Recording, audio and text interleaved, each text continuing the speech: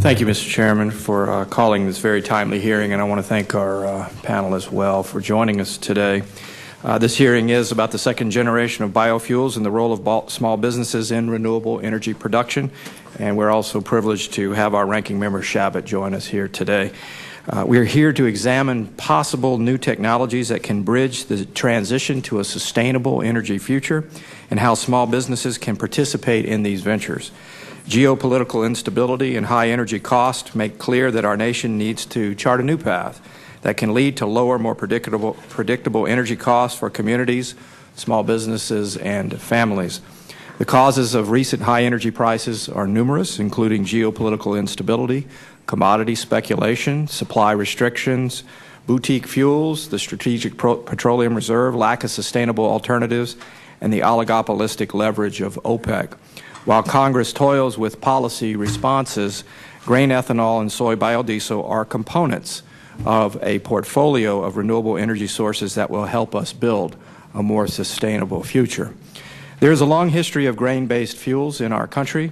While ethanol was considered viable by many pioneers of industry, including Henry Ford, it was the rising energy cost of the 1970s that hastened the advent of the current biofuels age.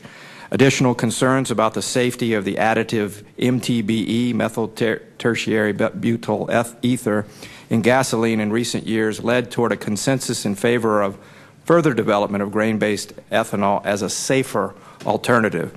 In 2005, Congress passed a new energy bill in order to foster greater energy independence as a result of rising concerns over global tensions and the security of our energy sources.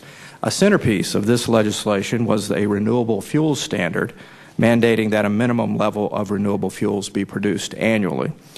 Given its relative infancy, questions have arisen about the efficiency of grain-based ethanol and biodiesel. New synergistic developments and rapid improvements in efficiency, however, are continuing to prove the usefulness of these technologies.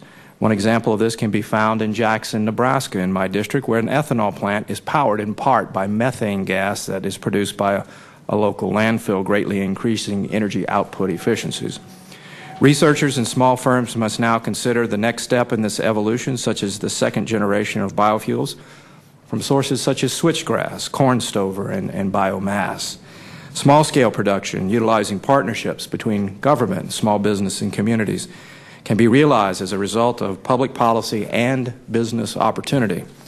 Whether it is from improvements in cellulosic ethanol technology or utilizing combinations of different renewable resources, new biofuels can alleviate some of the pressures placed on existing energy supplies.